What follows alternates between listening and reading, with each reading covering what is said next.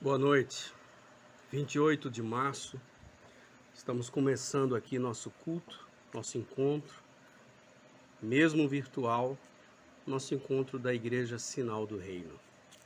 28 de março, 1 ano e 10 dias de que nós estamos nos encontrando aqui. Mas no meu coração eu tenho uma alegria, eu tenho uma gratidão muito grande, é de estarmos todos aqui.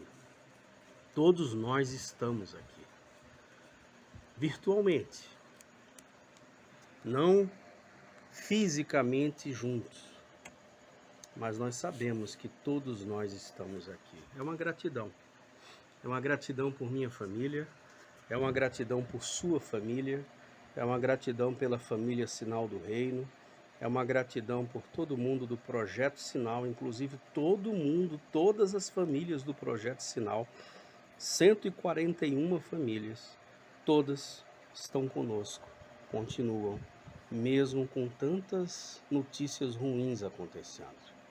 É uma gratidão. Por isso a gente vai começar hoje agradecendo a Deus.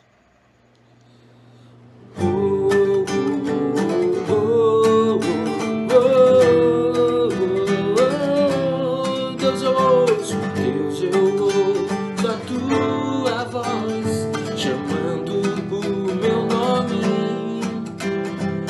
para entrar em comunhão, pois tenho sede e fome da tua presença.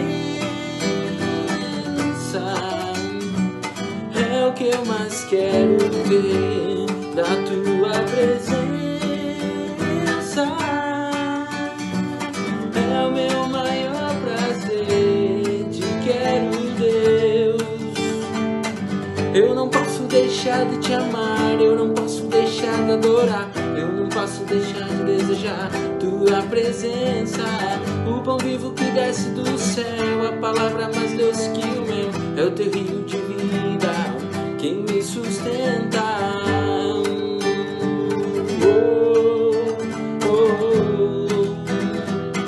Vamos lá, novamente. Deus, eu ouço a tua voz chamando o meu nome para entrar em comunhão, pois tenho sede e fome da tua presença. É o que eu mais quero ter da tua presença. É o meu maior prazer, te quero, Deus. Eu não posso deixar de te amar, eu não posso deixar de adorar, eu não posso deixar de desejar tua presença. O pão vivo que desce do céu, a palavra mais doce que o mel, é o teu rio de vida, quem me sustenta.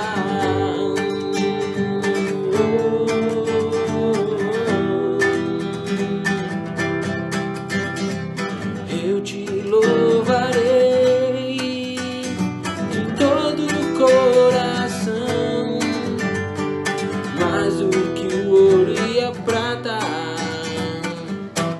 A tua presença me basta, tua presença me basta, tua presença me basta, te quero ver. Eu não posso deixar de te amar, eu não posso deixar de adorar, eu não posso deixar de desejar tua presença. O bom vivo que desce do céu, a palavra mais doce que o mel, é o teu rio de vida que me sustenta. Amém. Vamos orar? Obrigado, Jesus. Obrigado, Jesus, por estar aqui. Obrigado pelos livramentos, pelos ensinos, por tua proteção, por teu cuidado. Pedimos também por misericórdia que o Senhor abençoe todos aqueles que estão sofrendo, chorando, em luto, em desemprego, em dificuldade, nos hospitais, os profissionais de saúde. Te pedimos, Jesus, que o Senhor abençoe todo o Brasil, no interior, nas capitais. Tem misericórdia, Jesus, do teu povo.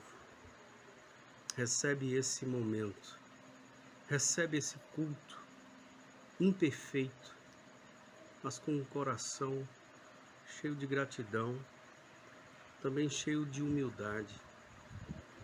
Nós continuamos aqui, mas não é por mérito. Nós continuamos aqui, todos nós, mas não é porque a gente é melhor. Todos nós somos sujeitos, suscetíveis a sermos invadidos pelo caos, sempre, pelo drama, pelo sofrimento. Nós te agradecemos porque até aqui não nos pegou de forma dramática, Jesus. Mas nós agradecemos isso de joelhos, porque nós sabemos que ninguém, mesmo sendo teu filho, é blindado contra o sofrimento. Nós sabemos que é possível sermos invadidos por todo esse caos que a gente vê, ouve e acompanha muito de perto às vezes.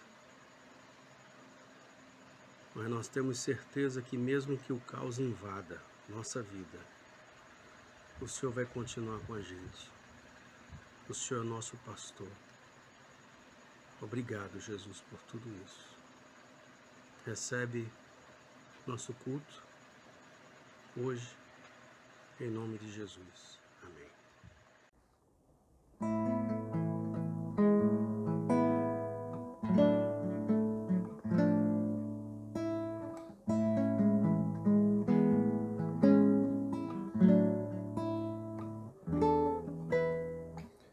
Vem e sopra sobre nós teu sopro, reunidos neste ajuntamento. Honra e santifique esse momento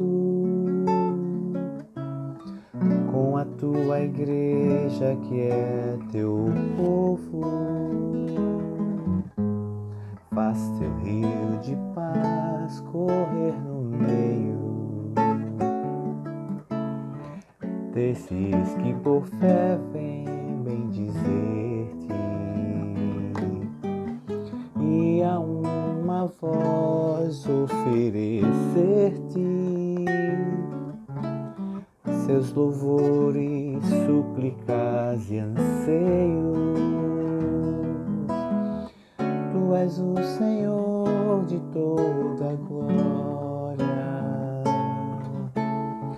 hoje sempre como foste outrora,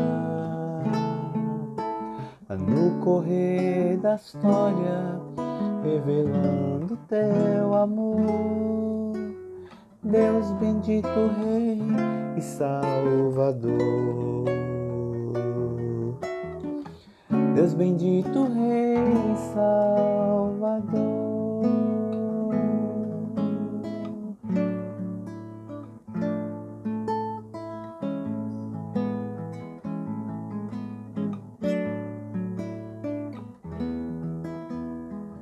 Vem e sopra sobre nós teu sopro, reunidos neste ajuntamento. Honra e santifique esse momento com a tua igreja que é teu povo. Faz teu rio de paz correr no meio desses que por fé vêm bendizer-te,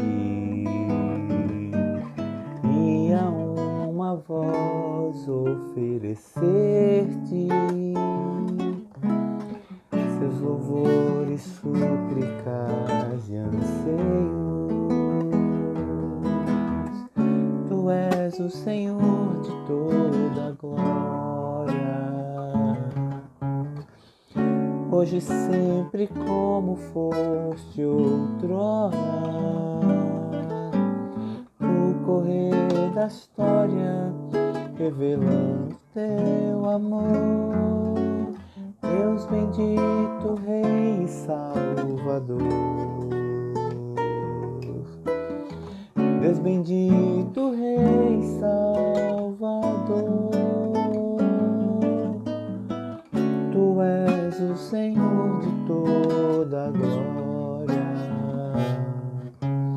Hoje sempre como foste outrora. No correr da história, revelando teu amor. Deus bendito, Rei e Salvador. Deus bendito, Rei e Salvador. Deus bendito, Rei e Salvador.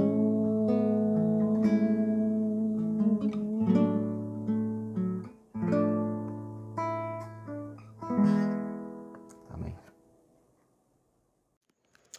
Nós vivemos no Brasil um fenômeno que pessoalmente, eu nunca vi. Ou pelo menos nunca vi de forma tão forte, tão palpável, tão visível. A gente vê no Brasil o fenômeno de duas grandes ideologias se confrontarem. Uma ideologia é uma ideologia que precisa das mortes, porque as mortes são quase que a munição que eles precisam para atirar na outra. É uma ideologia que quase chega a celebrar quando o cenário piora. É uma ideologia que parece se alegrar quando o cenário vai piorando, porque isso significa que é muito mais munição para atirar no outro. Isso me lembra, inclusive, uma cena que eu tive em 2018, 2 anos e pouco atrás. Era uma época onde eu estava extremamente envolvido com a questão da violência, dos homicídios em Pernambuco, e eu estava envolvido com outros grupos da cidade. Até um dia que eu percebi que na nossa luta contra os homicídios, a gente precisava o tempo todo bater no governo estadual, bater o tempo todo no governador. E eu percebi que para algumas pessoas que militavam comigo, aquele cenário de morte, de quantidade de mortes aumentando, era um cenário celebrado. Porque bater no governador se transformou na finalidade última. Até um dia que no almoço eu disse àquela turminha: gente, vamos ser sinceros numa coisa, sejam sinceros comigo. Vocês vão ficar felizes mesmo se as mortes diminuírem em Pernambuco? Porque a minha percepção é que se as mortes aumentarem, vocês vão gostar. Porque vocês precisam que as mortes aumentem para vocês terem com o que bater no governador. A finalidade deixou de ser a causa, lutar contra o aumento da violência, e a finalidade última passou a ser político-partidária, ideológica. A gente precisa de subsídios para bater nele, mesmo que isso signifique aumento de mortes. Isso é triste. Foi nesse tempo que acendeu um alerta em meu coração. Do outro lado, há um tipo de ideologia que precisa negar o cenário de caos. Porque aceitar o cenário de caos seria, da mesma forma, dar munição à ideologia inimiga. Então se nega. Ah, aqui morre, mas no mundo todo morre. Ah, aqui está morrendo, mas eu não acredito nesses números. Esses números são falsos. E começa um discurso, uma narrativa de negacionismo infantil, mas não só infantil, necessário para manter a ideologia que ele acredita. E esse fenômeno se acirrou muito, se acirrou inclusive nas igrejas, ou se originou a partir delas, não sei. Até porque a gente está falando de um país onde 90% se autodenomina cristão.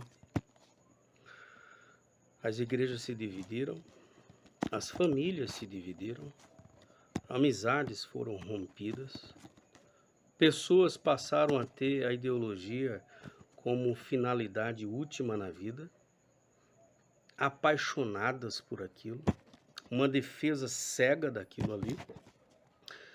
E esse cenário tomou conta geral do nosso país.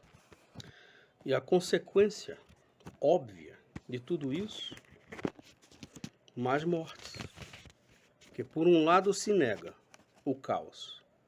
Quando se nega o caos não deixa de existir e aumenta. Do outro lado, se deseja o caos. Porque o caos aumentando é munição contra o inimigo. Então, no final das contas, as mortes continuam aumentando, crescendo. E a vida, que devia ser aquilo que a gente mais deveria preservar, cuidar, fica em segundo plano. A ideologia passou a ser maior do que a vida, ter mais importância do que a vida, ter razão nas discussões ideológicas passou a ter mais sentido do que a triste realidade das mortes e dos sofrimentos. De um lado, apenas reforçando, de um lado, uma ideologia que aparenta defender a vida, mas que se entristece quando os números de morte diminuem. Do outro, uma ideologia onde a diminuição de mortes ou o aumento das mortes está a serviço ou contra a sua ideologia. Por isso é melhor negar os números, negar a ciência, negar. Coloca tudo em dúvida, porque negando tudo, a gente não está alimentando a ideologia oposta. No fundo, a sensação que eu tenho é que a gente elegeu temas sagrados, temáticas sagradas. E a gente hoje vive em busca de provar que aquele conceito que eu tenho sobre determinado assunto, sobre determinado tema, é a verdade. É a verdade. E eu estou disposto a morrer e até a matar por aquilo que eu julgo ser verdade. Mesmo que essa violência contra quem é inimigo ou contra quem é oposto ao meu pensamento, esconda nas entrelinhas valores e princípios que são muitíssimo maiores do que aqueles temas que eu estou julgando como verdades. Eu vou tentar clarear para você dando outros exemplos. Há um grupo, por exemplo, que defende ferrenhamente que o aborto é pecado e que ele é contra o aborto em qualquer situação. E no final eles dizem, porque nós somos a favor da vida. Mas aí houve um caso onde uma criança foi estuprada e engravidou do estuprador. E levar adiante aquela gravidez, além de ser uma coisa emocionalmente e psicologicamente mortal para aquela criança, fisicamente também, ameaçava a vida daquela criança. Mas os defensores do aborto foram para frente do hospital protestar contra aquela criança. Porque nós defendemos a vida. Qual vida? A vida que está no útero ou a vida daquela criança? Quer ver outro exemplo? Quem defende que a sociedade deve se armar, defende a partir da seguinte frase: todo mundo precisa ter direito de escolha.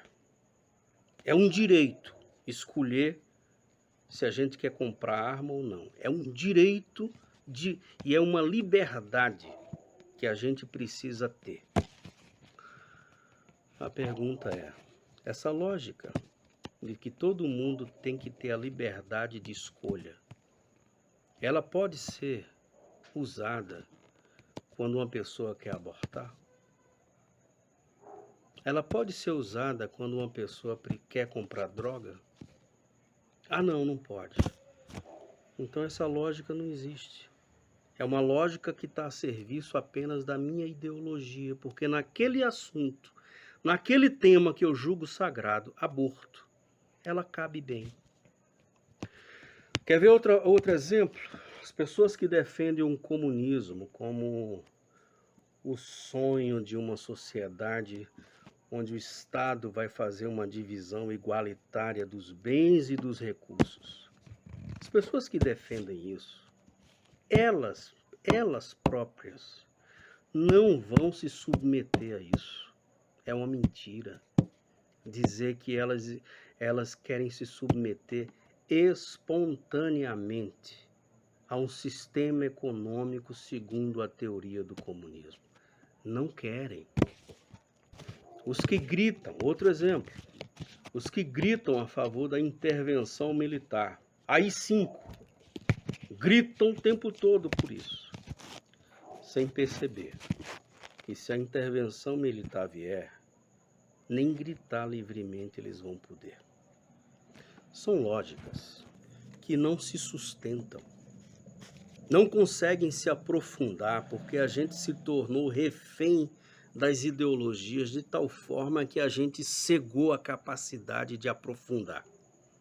Cegou a capacidade de enxergar que aquilo que a gente muitas vezes defende como verdade não se sustenta num diálogo aprofundado. E por que a gente não tem um diálogo aprofundado sobre isso? Porque quem é, preste atenção, farisaico, ideologicamente falando, é uma pessoa que constrói verdades e constrói junto com suas verdades muros. Muros onde só entram aqueles que concordam com suas verdades. Quem não concorda com suas verdades sequer conseguem ter o direito ou a possibilidade de aprofundar verdades que as pessoas colocaram nas mentes. Ideologias, na grande maioria político-partidárias. Sabe por que eu continuo apaixonado pelo Evangelho e por Jesus de Nazaré? Porque Jesus é suprapartidário, ele está acima disso.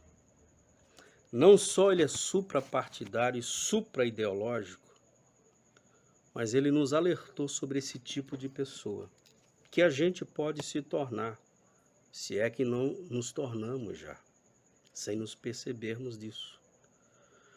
Esse tipo de pessoa que não enxerga a própria cegueira, que inclusive não percebem que os conceitos que pregam são conceitos que nem eles próprios conseguem aplicar na vida, praticar.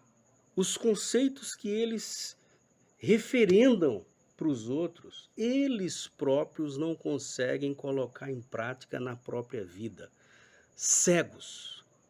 Jesus nos alertou sobre esse tipo de pessoa. E eu queria ler com você isso hoje. Dá um pulo lá para Mateus 23, por favor. Mateus 23 é uma leitura de censura. Jesus censurando religiosos, fariseus e escribas. Mas eu quero fazer essa leitura sob o ponto de vista de um farisaísmo ideológico.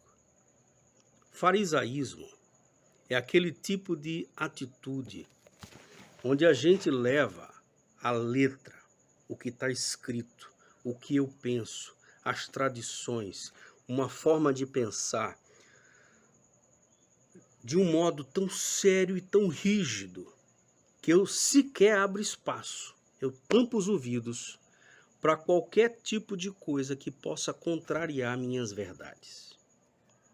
No caso de Jesus, eram fariseus religiosos, donos da verdade religiosa, donos e guardiães da tradição.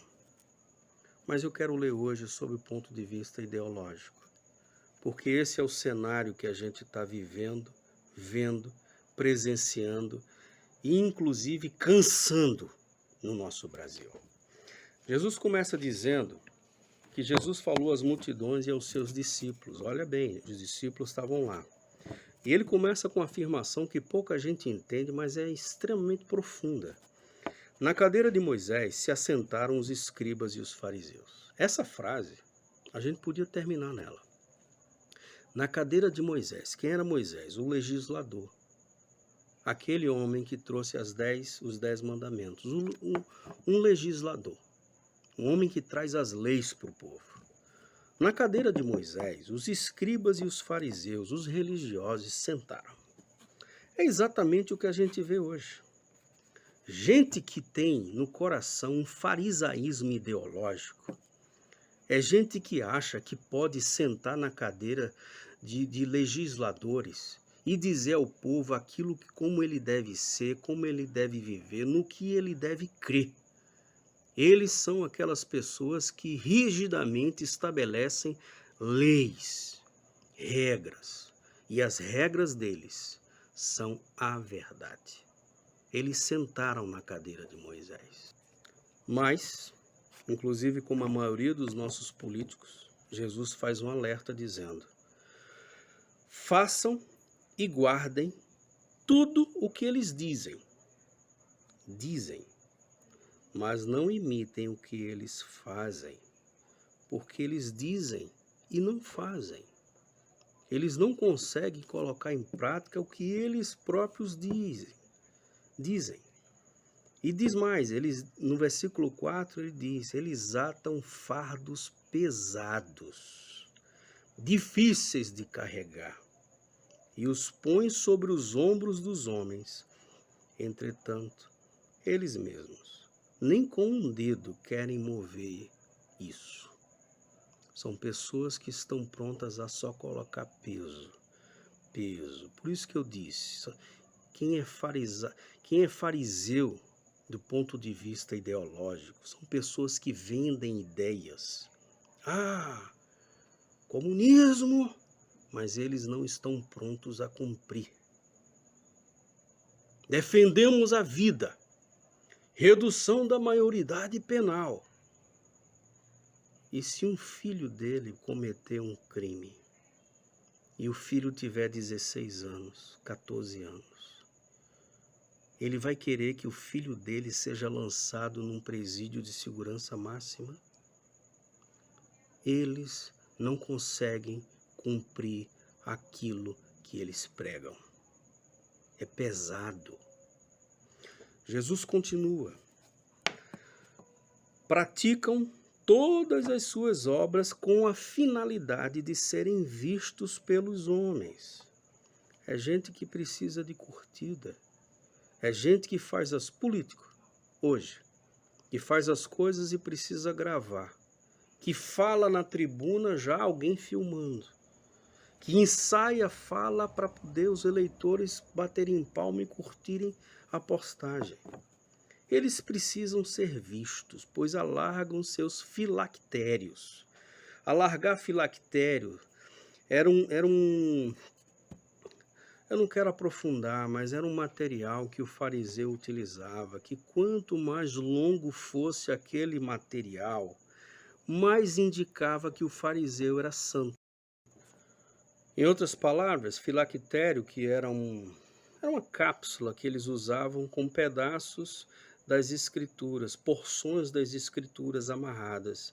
Quanto mais longo fosse aquilo, mais indicava alguém cheio de santidade da palavra.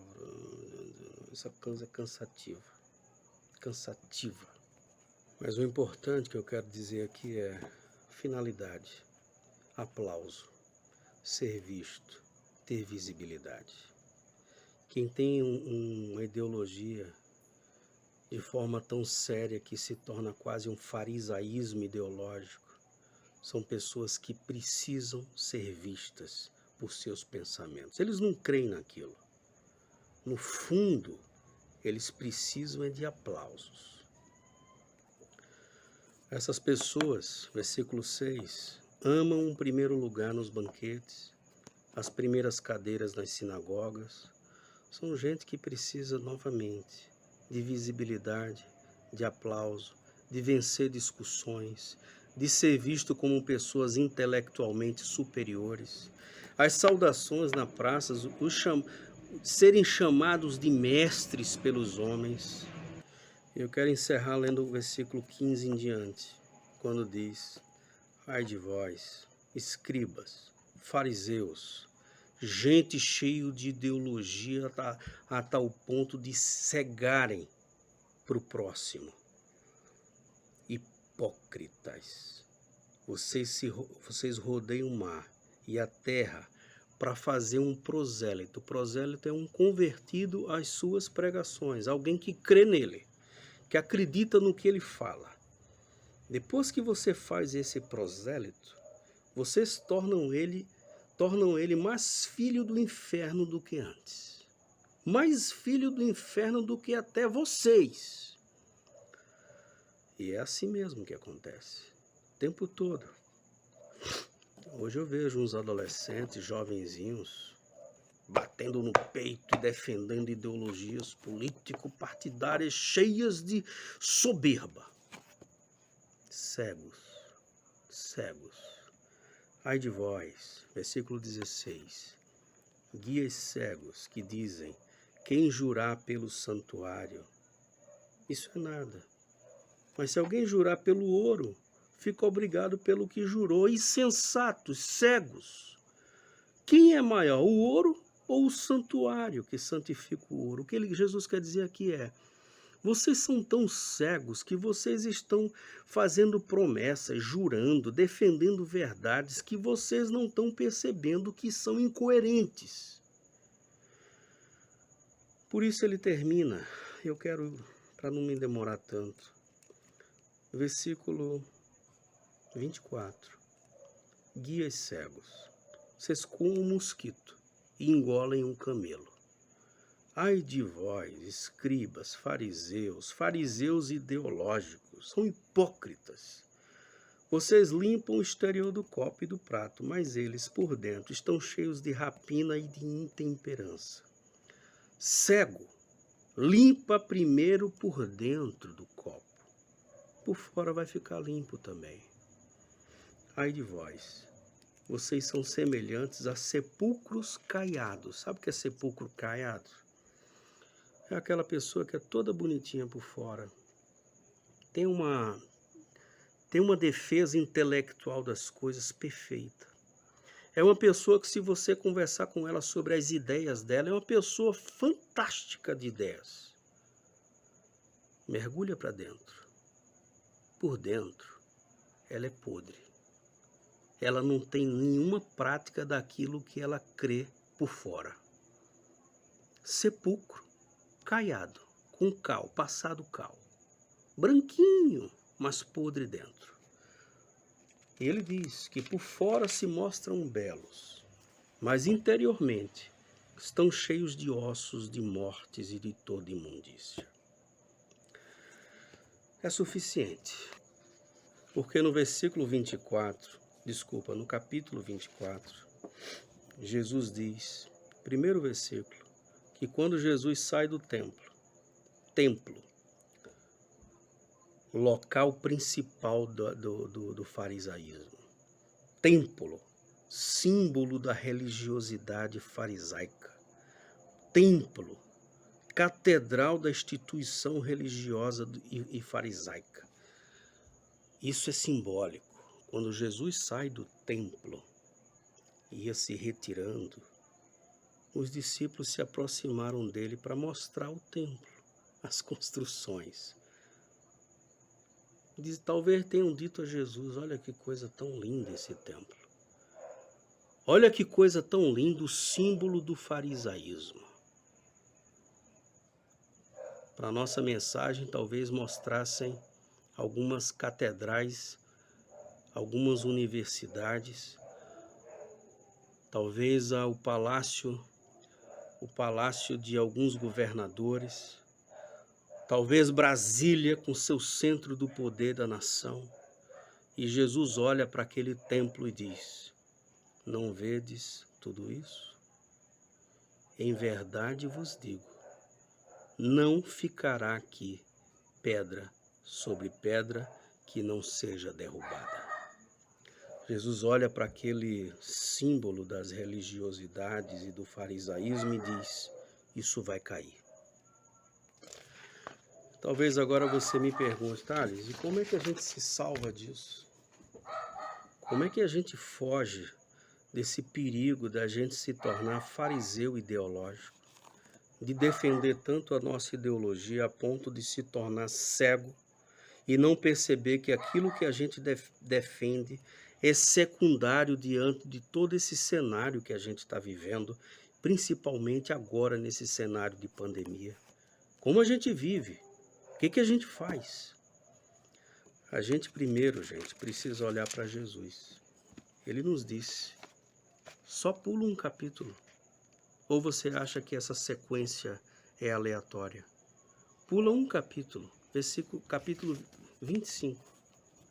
Jesus nos ensinou o que a gente precisa fazer.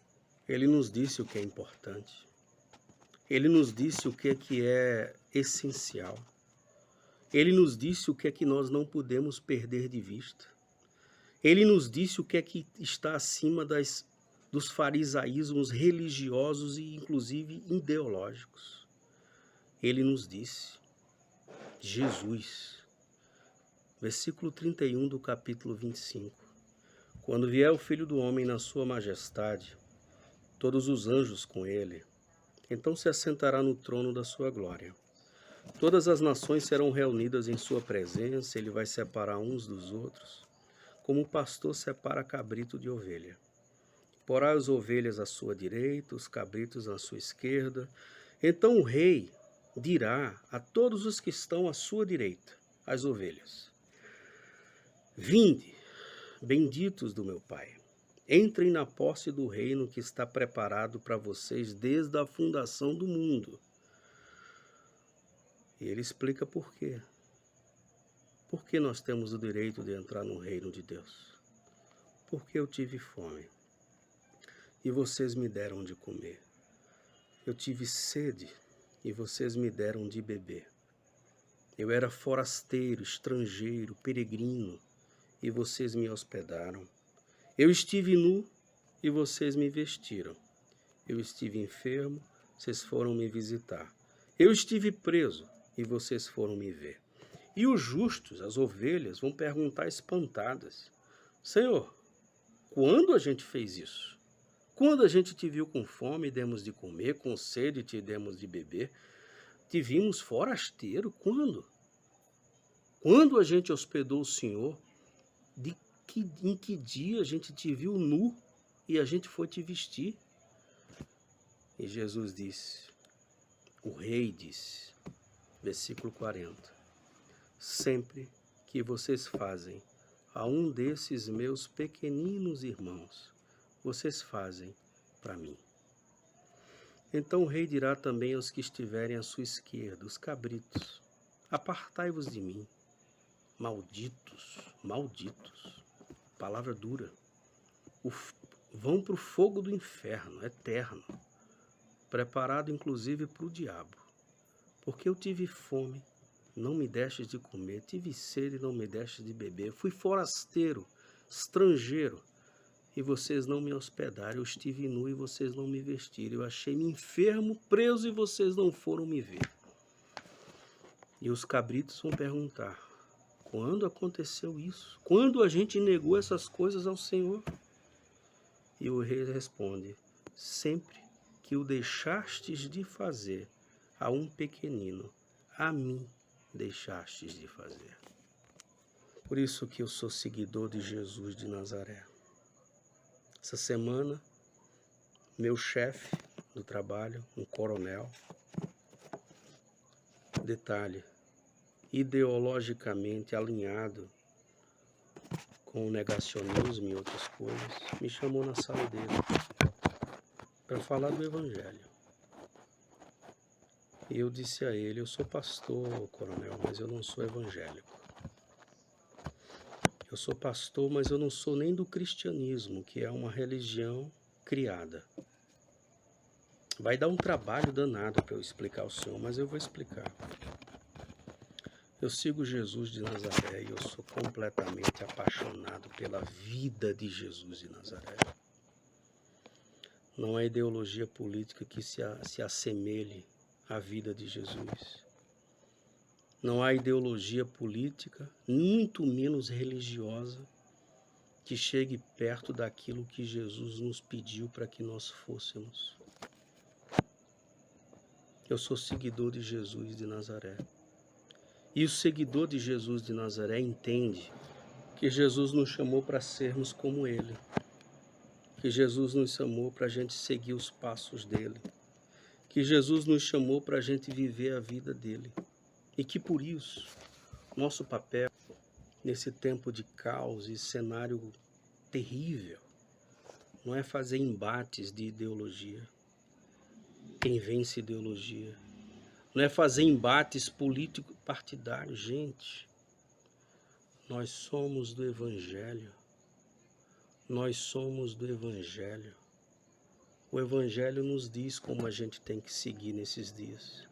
Se tem fome, então dá de comer. Se tem sede, então dá de beber. Se está nu, veste. Se está enfermo, trata. Se tem alguém preso, vamos visitar.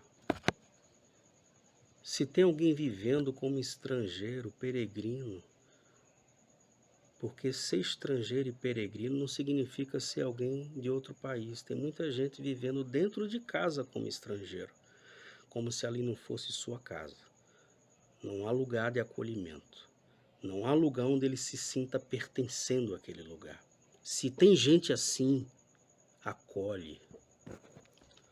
Sirvam. Só isso. Sejam esperança no caos. Sejam esperança no caos. Eu não sei a qual ideologia isso serve. O que eu sei é que nosso chamado é seguir o Evangelho de Jesus de Nazaré. E o Evangelho de Jesus de Nazaré nos ensina a fazer isso. Você pode dizer assim: se a gente fizer isso, o outro lado vai nos perseguir. Sabe o que Paulo disse sobre isso? Abençoai aqueles que vos perseguem. Abençoai e não amaldiçoeis. E diz mais: alegrem-se com os que se alegram e chora com os que choram. Olha que coisa simples. Chorar com os que choram. Só. A simplicidade do Evangelho é isso. Tem gente chorando, em luto, sofrendo, desemprego, dor, perdas, depressão, o que for, chora com ela. É difícil entender isso. É simples. Chora com quem está chorando. Somente. Mas hoje a gente leva tudo para essa questão ideológica. Gente, chora com os que choram. Se alegra com os que se alegram. E vou dizer a última coisa. Ao inferno essas ideologias. Ao inferno, ao diabo com essas ideologias. É isso que eu penso. Isso está matando o povo no Brasil. Um povo, repito, onde 90% se autodenomina cristão. A gente precisa voltar ao Evangelho. Somente voltar para aquele que convidou a gente para ser seu discípulo. Voltar para ser somente seguidor de Jesus de Nazaré. Aquele Jesus que conseguiu juntar um Mateus, um traidor da pátria, um servidor do Império Romano, coletor de impostos, com um Pedro, que acreditava em revolução e que pegou até em espada contra um soldado romano. Jesus chamou os dois para serem seus discípulos. Seguir o Evangelho, gente. A gente é seguidor de Jesus de Nazaré. A justiça que a gente defende nem é da esquerda nem é da direita. É do Evangelho, é do reino de Deus. E quer saber o que nos guia? O amor. O amor. O amor é o que nos guia. O amor a Deus, o amor ao próximo. Qual próximo? Qualquer próximo. Seja de uma ideologia, seja do outro, é o nosso próximo, porque nós não somos de uma ideologia, nem da outra. Nós somos do Evangelho, do reino de Deus, que considera que o próximo precisa ser amado. Aquele que ensinou que vinha um samaritano pela estrada e um judeu, um povo que humilhava o samaritano. E o samaritano vai ao encontro do judeu e o ajuda. Detalhe, essa história conta de um oprimido ajudando um opressor. É um samaritano, povo oprimido, ajudando um povo opressor, um judeu. Isso é simbólico. Isso é simbólico. Por isso eu quero terminar citando um versículo de Mateus 5,20. Porque vos digo que se a vossa justiça não exceder a dos escribas, a dos fariseus, a das ideologias político-partidárias, a das ideologias da ultradireita, a das ideologias da ultra-esquerda, das ideologias de esquerda e direita, se nossa justiça não exceder a tudo isso, de modo nenhum entrareis no reino dos céus. Voltar para Jesus, voltar a ler os evangelhos, voltar a ficar grávido do ensino de Jesus, para a gente conseguir peneirar. Se tudo que a gente ouve, vê e lê, aquilo que não se coaduna com o Evangelho de Deus, de Jesus, dispensa, filtra. O problema é que a gente não mergulha mais nos Evangelhos. O problema é que a gente já não lê mais. O problema é que a gente está com a mente preguiçosa para encher a mente nossa do Evangelho. Aí a gente fica ouvindo ideologias, lendo manchetes de jornal. Voltar ao Evangelho de Jesus. Essa é a minha oração. Deus abençoe.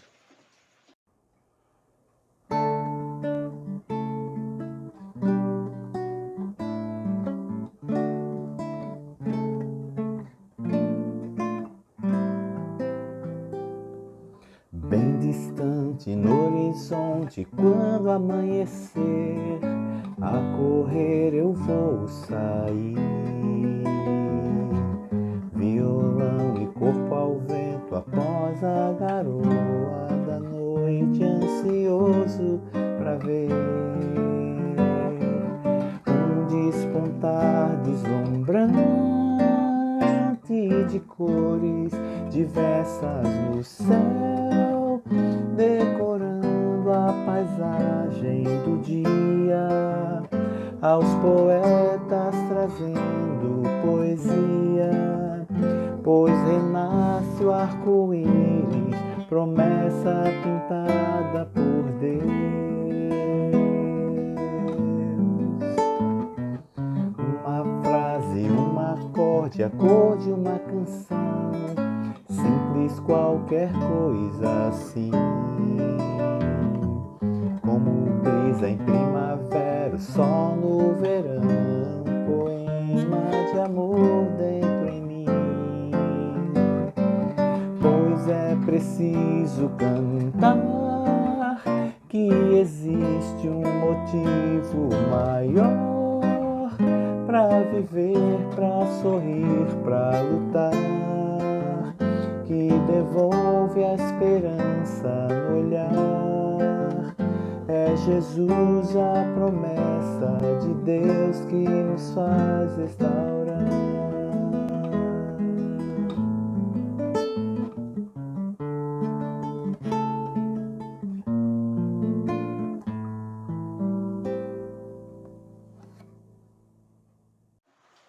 Deus abençoe, pessoal. Boa semana. Desejo um restinho de domingo em paz. Desejo que toda essa semana Deus abençoe sua vida, sua família. Importante, cuide de sua vida, cuide da sua família, higiene pessoal, higiene familiar, usar máscara, distanciamento físico quando possível for e se vacinar. Deus abençoe, boa semana, um abraço. Pois é preciso cantar que existe um motivo maior pra viver, pra sorrir, pra lutar, que devolve a esperança no olhar. É Jesus a promessa de Deus que nos faz estar